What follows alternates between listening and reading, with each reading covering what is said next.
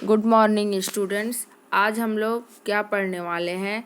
तो आज हम लोग हिस्ट्री के chapter 7 education under British rule पढ़ने वाले हैं। तो एजुकेशन अंडर ब्रिटिश रूल, इसका मतलब ये हुआ कि ब्रिटिश रूल जब भारत में था तो उस टाइम किस तरह की शिक्षा थी, इसी के विषय में हम लोग आज पढ़ेंगे। Under centuries of British rule who we more interested in taking away the wealth and resources of country, the education and social development suffer। तो जब हमारे देश में ब्रिटिश शासन था तो वे लोग क्या चाहते थे? वे लोग चाहते थे कि भारत से जितना से ज़्यादा धन संपदा यहाँ से इकट्ठा करके हम अपने देश में लेके चले जाएं। तो उस time the education and social development support, तो उस समय जो भारत की शिक्षा व्यवस्था थी और जो सामाजिक व्यवस्था थी उसके विकास में बहुत ही बाधा उत्पन्न हो रहा था। यानी जो हमारी इंडिया है का डेवलपमेंट अच्छे से नहीं हो पा रहा था, बहुत कष्ट झेल रहा था भारत उस टाइम।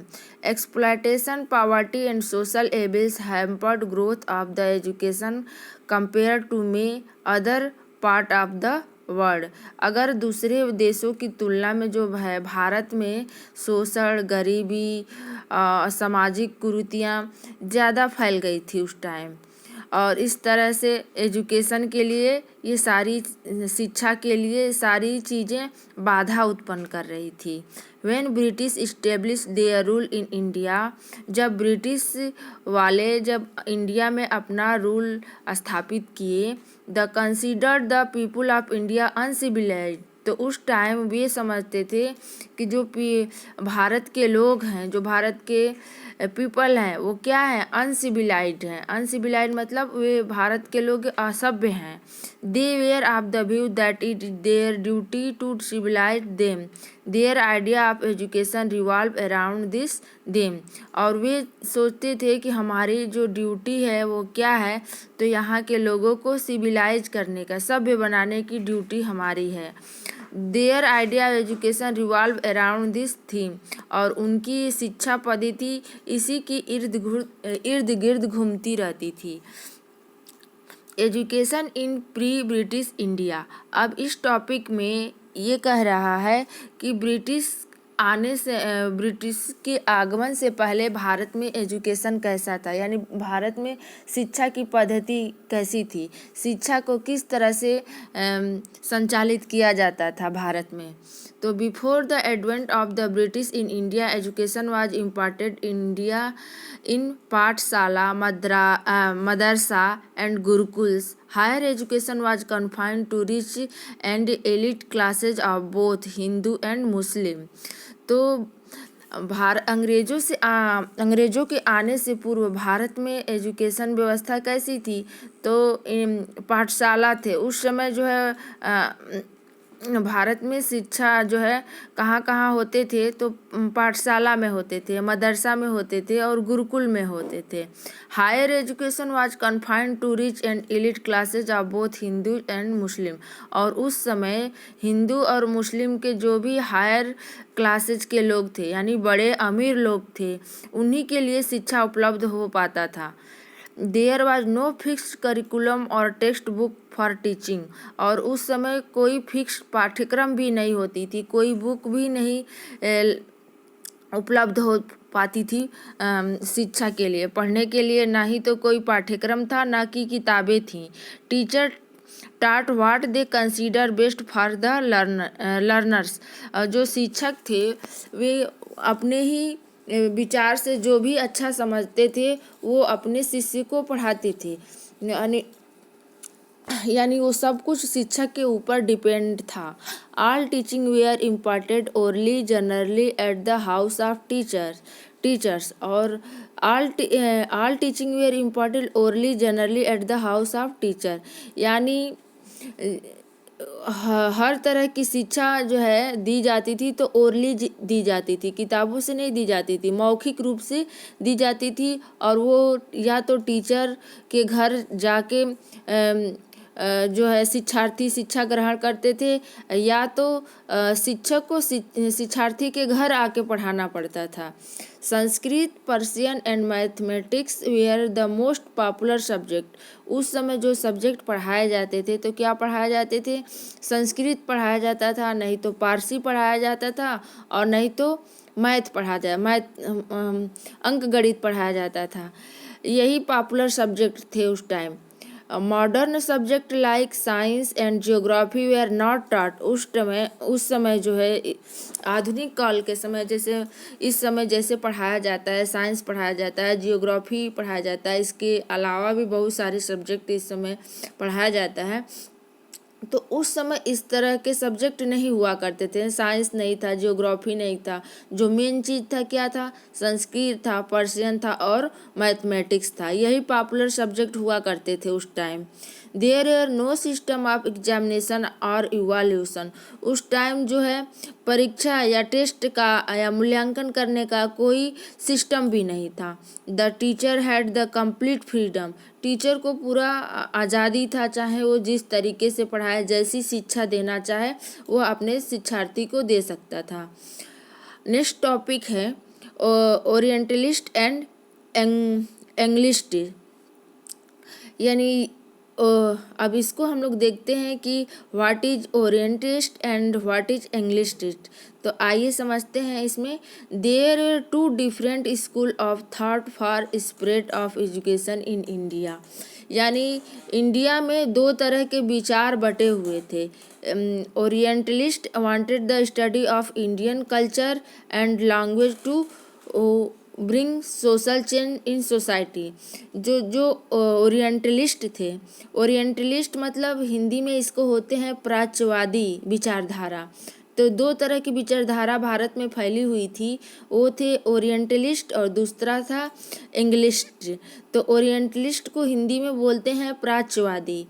तो orientalist wanted the study of Indian culture. तो जो ओरिएंटलिस्ट थे वो क्या चाहते थे कि भारत की संस्कृति का अध्ययन करना वो चाहते थे। And language to bring social change in society, और यहाँ की भाषाओं को वो स्टडी करना चाहते थे, जिससे कि सोशल चेंज हो सके, यानी सामाजिक परिवर्तन हो सके।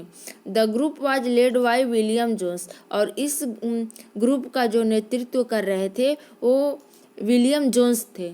तो ये टॉपिक आपको समझ में आ गई होगी कि जो ओरिएंटलिस्ट व्यूज थे, यानी जो प्राच्यवादी विचारधारा था, उसके नेतृत्व कौन कर रहा था?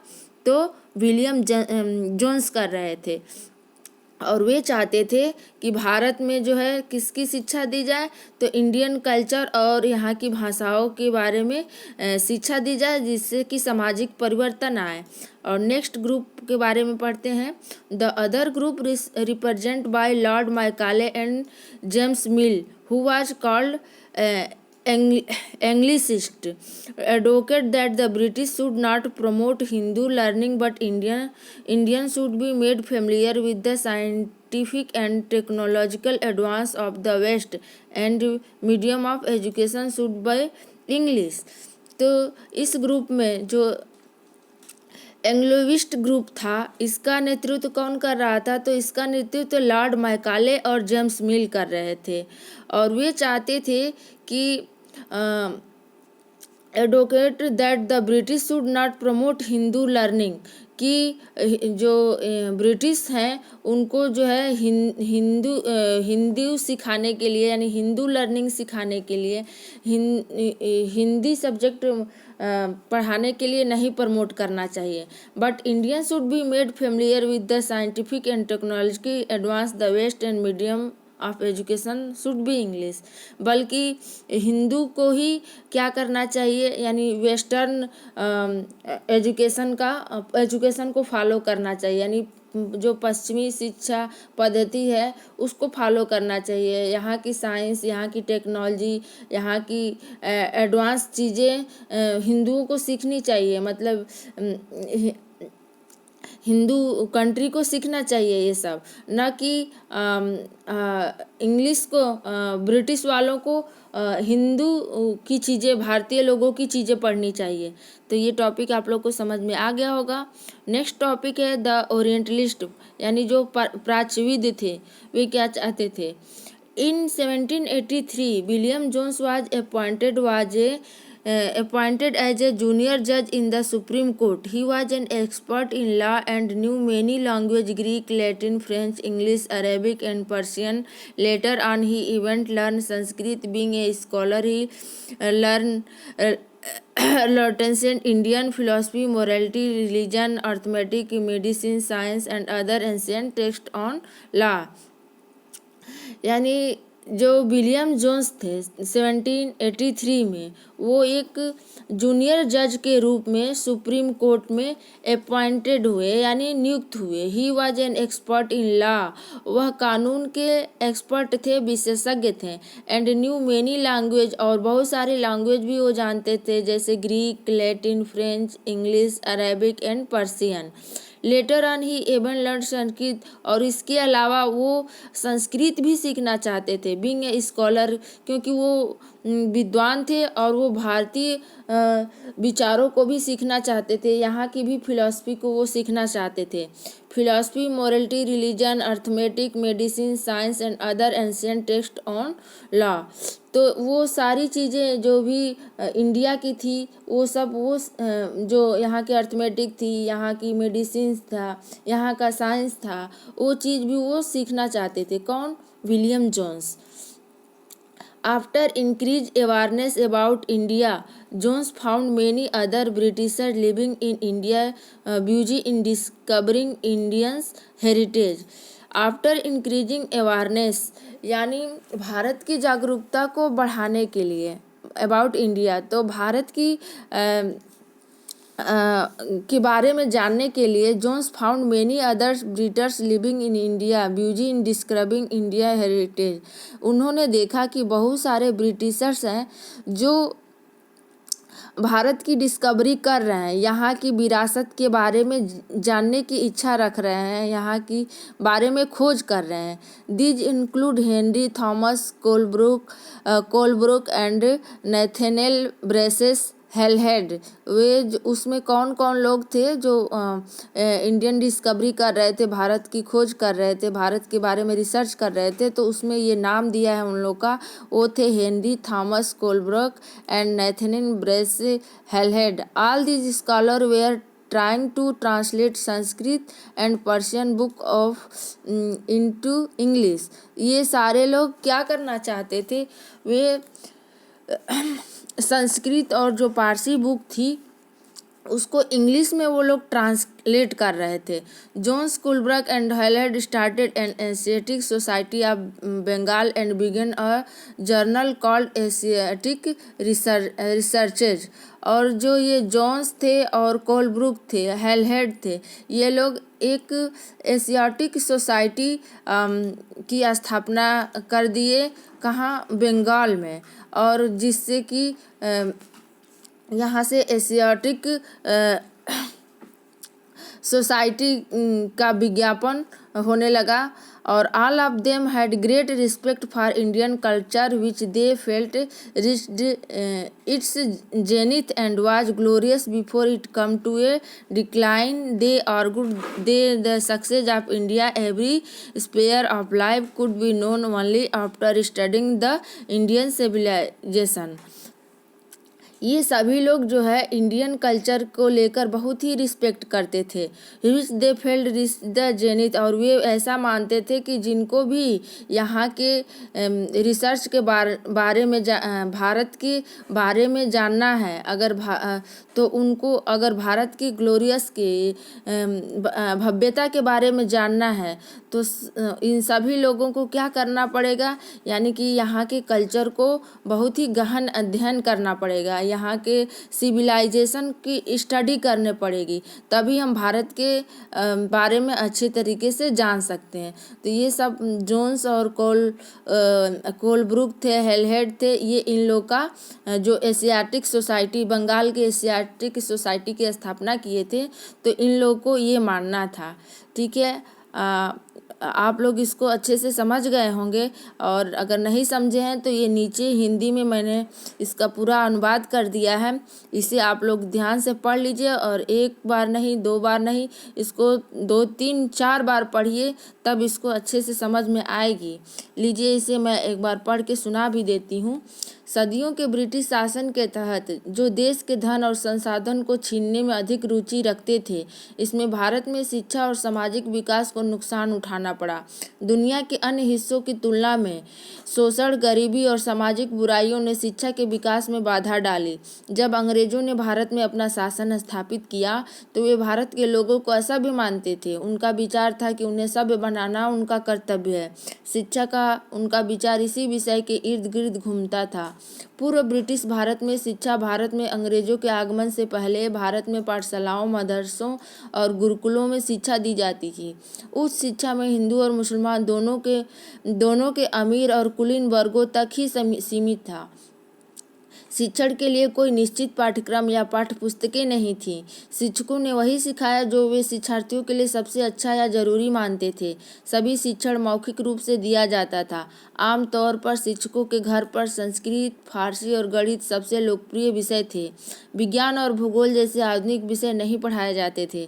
परीक्षा या मूल्यांकन की कोई व्यवस्था नहीं थी। शिक्षक को पूर्ण स्वतंत्रता थी।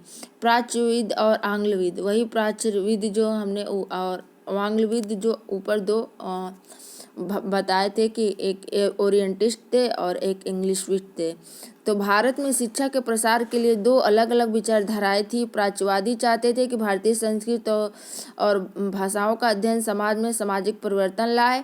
प्राच्यवादी समूह का नेतृत्व विलियम जोन्स ने किया था। दूसरा समूह, जिसे आंग्लवादी कहा जाता था, लॉर्ड मैकाले जेम्स मिल द्वारा प्रतिनिधित्व किया गया। इन्होंने वकालत की कि अंग्रेजों को हिंदू शिक्षा को बढ़ावा नहीं देना चाहिए, लेकिन भारतीयों को पश्चिमी की वैज्ञानिक और तकनीकी प्रगति से परिचित कराया जाना चाहिए और शिक्षा का माध्यम अंग्रेजी होनी चाहिए। प्राच्यविद क्या चाहते थे? तो प्राच्यविद 1783 में विलियम जोन्स के सर्वोच्च न्यायालय में एक कनिष्ठ न्यायाधीश के रूप में नियुक्त किया गया। वह कानून के विशेषज्ञ थे और कई भाषाओं ग्रीक, लैटिन, फ्रेंच, अंग्रेजी, अरबी और फारसी को जानते थे। बाद में उन्होंने संस्कृत भी सीखी। एक विद्वान होने के नाते उन्होंने प्राचीन भारतीय दर्शन, नैतिकता, धर्म, अंक गणित, चिकित्सा विज्ञान और कानून पर अन्य प्राचीन ग्रंथ सीखे।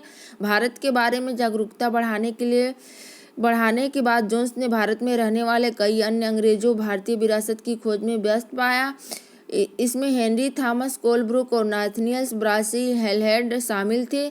जोन्स ये सभी विद्वान भारत की संस्कृत और फारसी पुस्तकों को अंग्रेजी में अनुवाद करने की कोशिश कर रहे थे।